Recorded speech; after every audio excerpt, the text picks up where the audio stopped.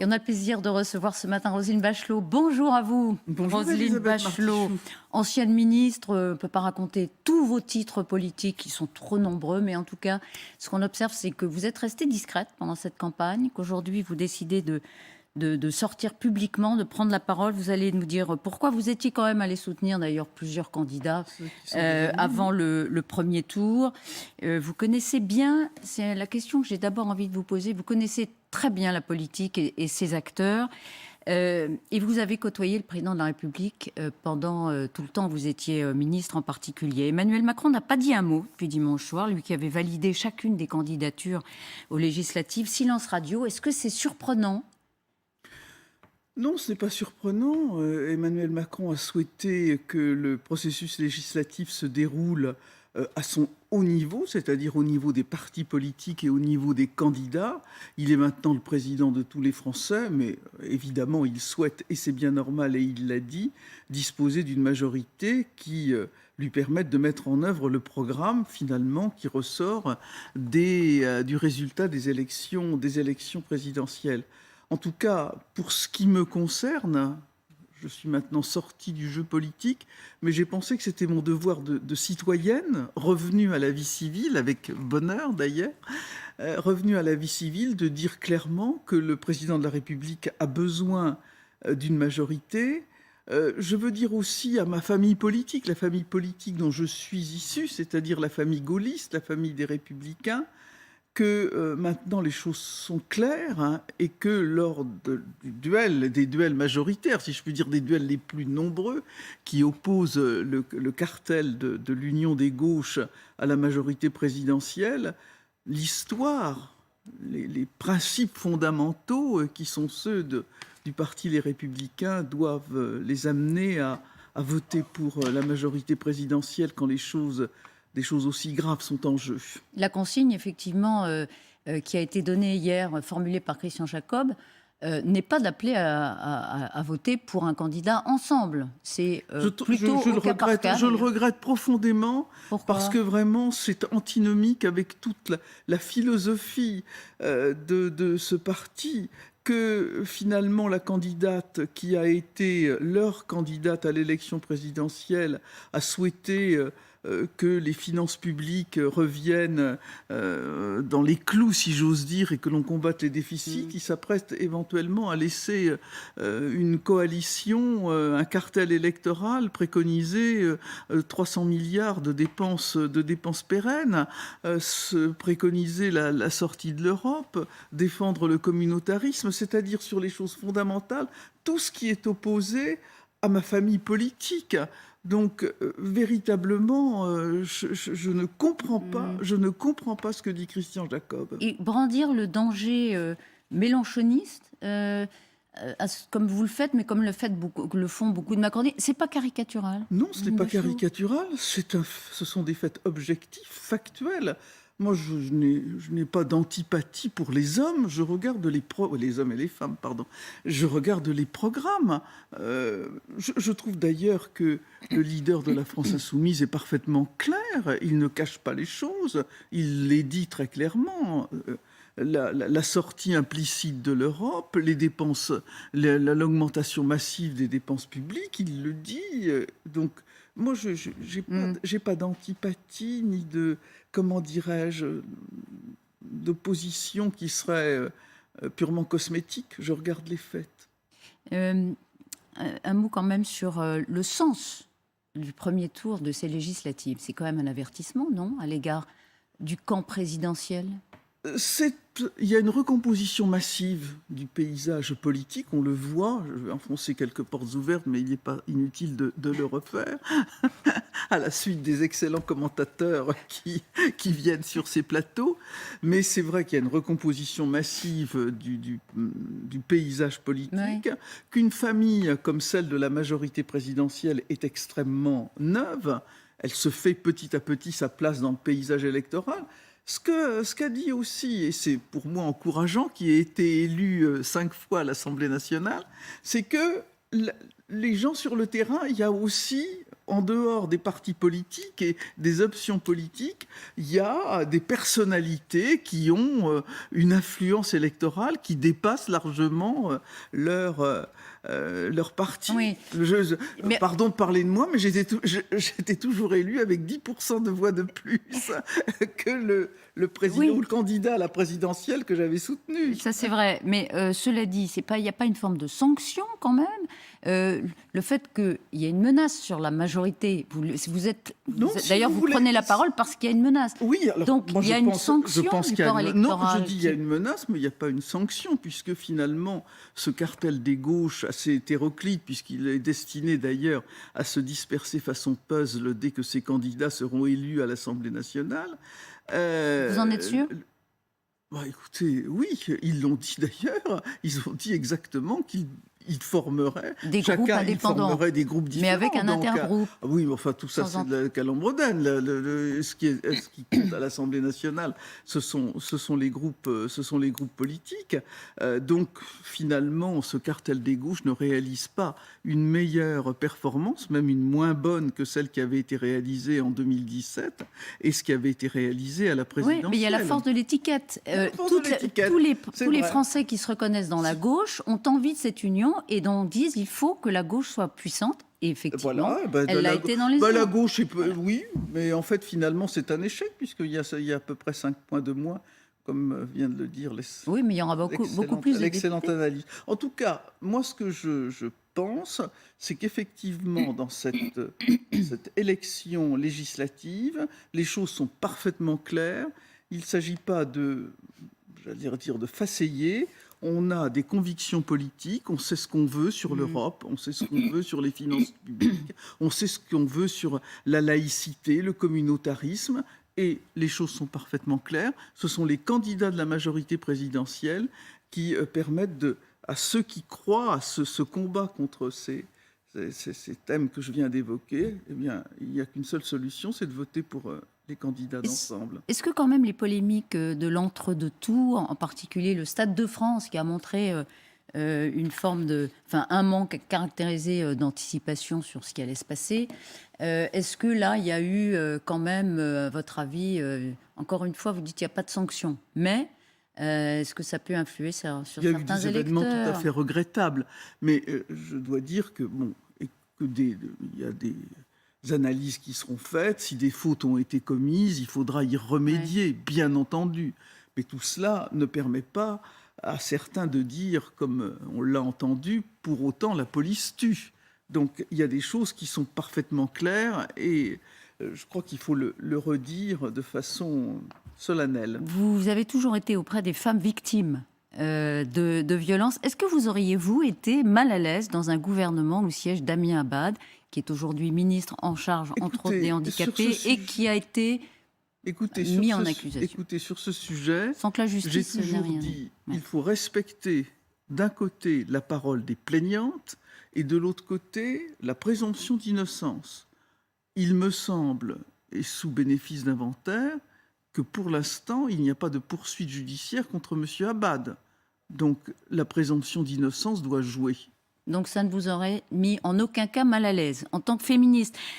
Non, mais je le redis. Oui. Respect de la parole des plaignantes, respect de la présomption d'innocence. Une question un peu de réflexion d'ailleurs, mais certains observent que la parole des femmes est comme divinisée. Elle a été tant et tellement longtemps niée, et encore aujourd'hui dans certains cas, que par principe, elle ne peut être contestée. Est-ce que c'est quelque chose qui vous interroge ? C'est un sujet.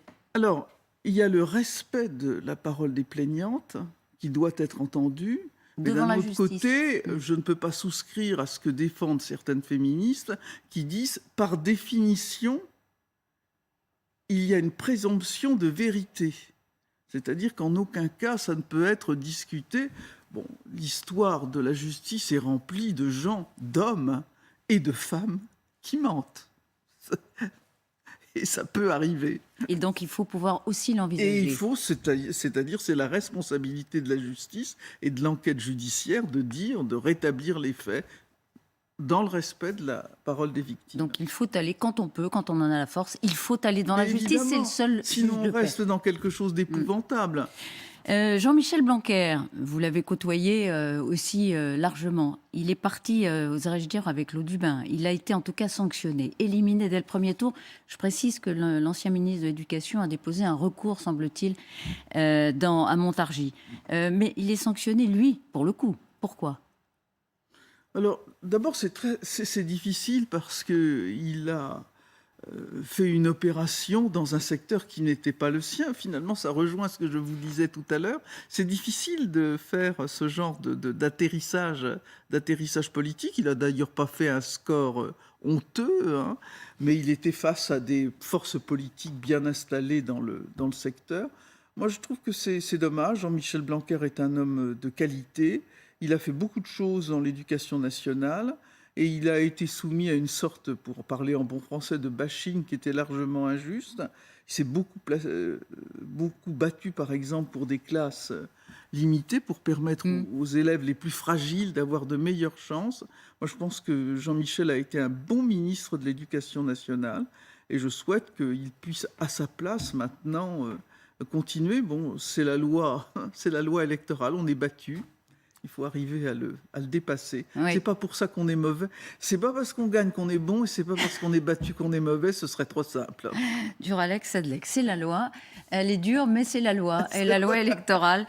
Je reviens à Emmanuel Macron parce que quand même, il y a une partie de ses partisans qui est un peu déconcertée par la façon dont il ne fait pas campagne ou fait campagne. Il part aujourd'hui en Roumanie, après un conseil des ministres. Il sera demain en Moldavie, peut-être à Kiev. À ce moment-là, il sera très visible. Mais est-ce le bon moment? A-t-il raison ainsi de prendre une certaine hauteur? Moi, j'ai pas envie de polémiquer ni d'analyser les déplacements du président de la République. Il y a un fait tout à fait important, c'est qu'il y a une guerre au cœur de l'Europe.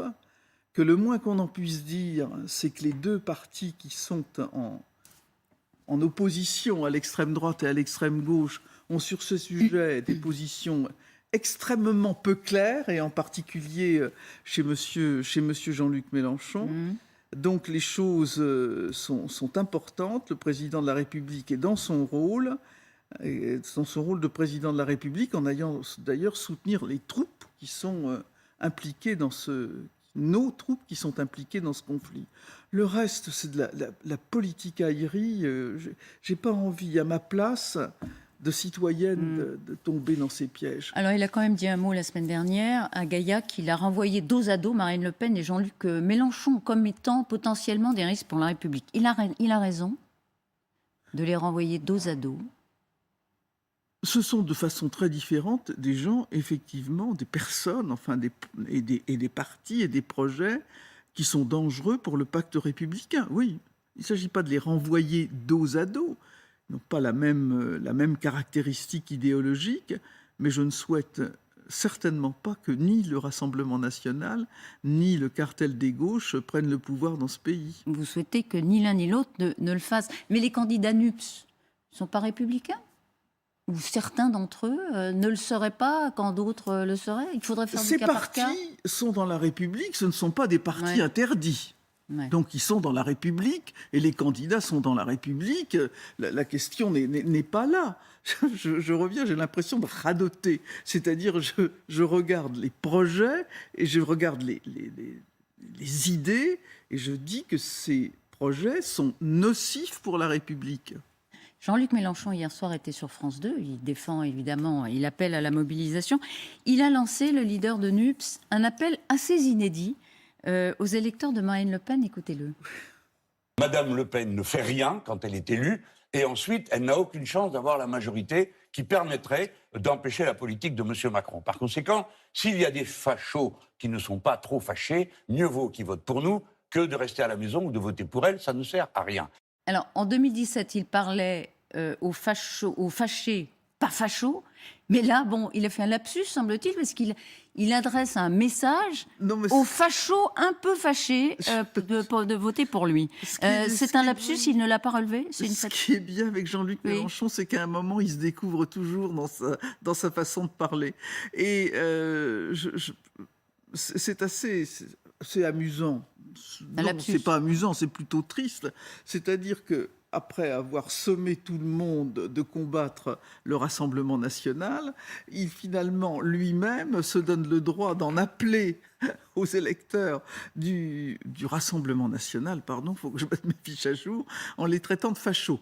Je pense que les électeurs du Rassemblement national apprécieront les appels du pied de monsieur Mélenchon.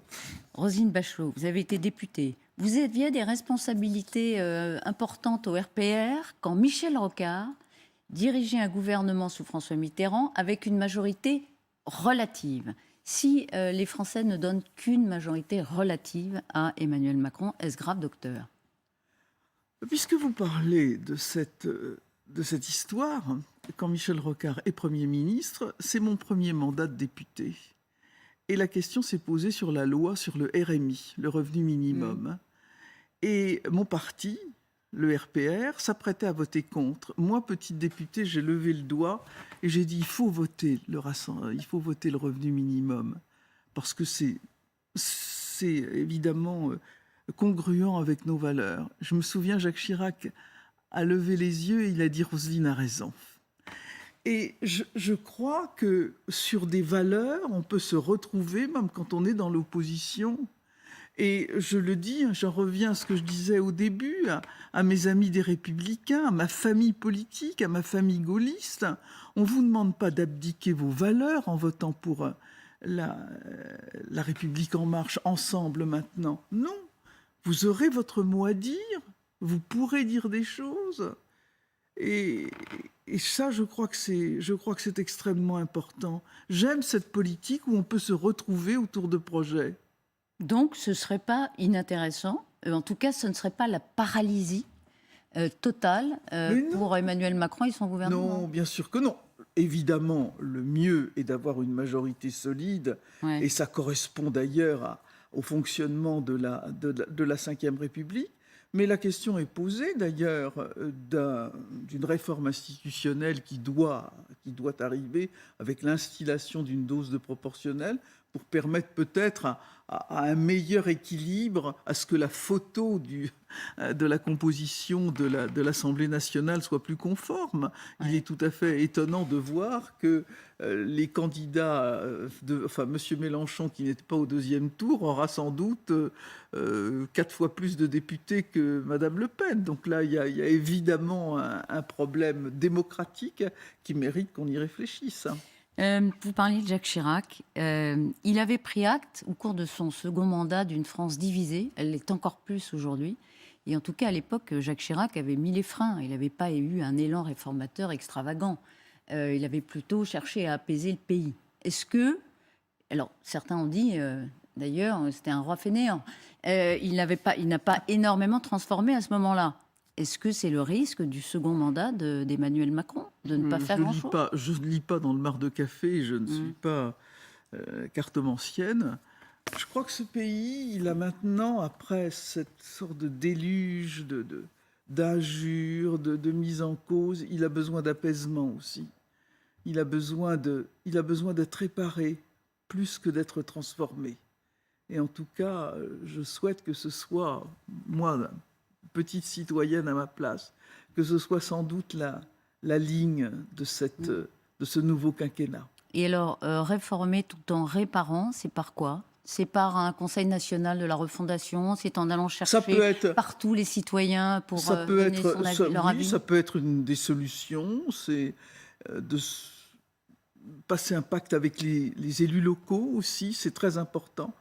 En tant que ministre de la Culture, j'ai voulu justement que toutes les décisions que je prenais soient étayées par un dialogue constant à travers un certain nombre de structures et de contacts personnels avec les élus locaux, même si finalement c'était de ma totale responsabilité de nommer tel ou tel directeur d'une structure qui relevait de l'État mais qui était sur les territoires.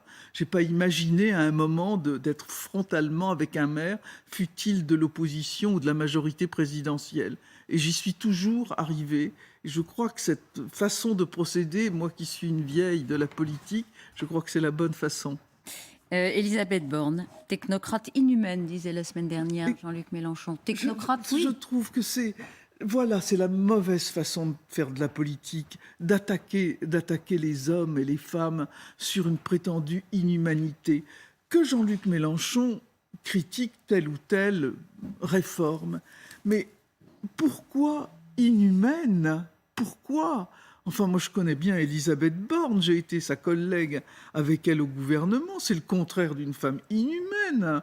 C'est absurde. Et je trouve ça Absurde. délétère.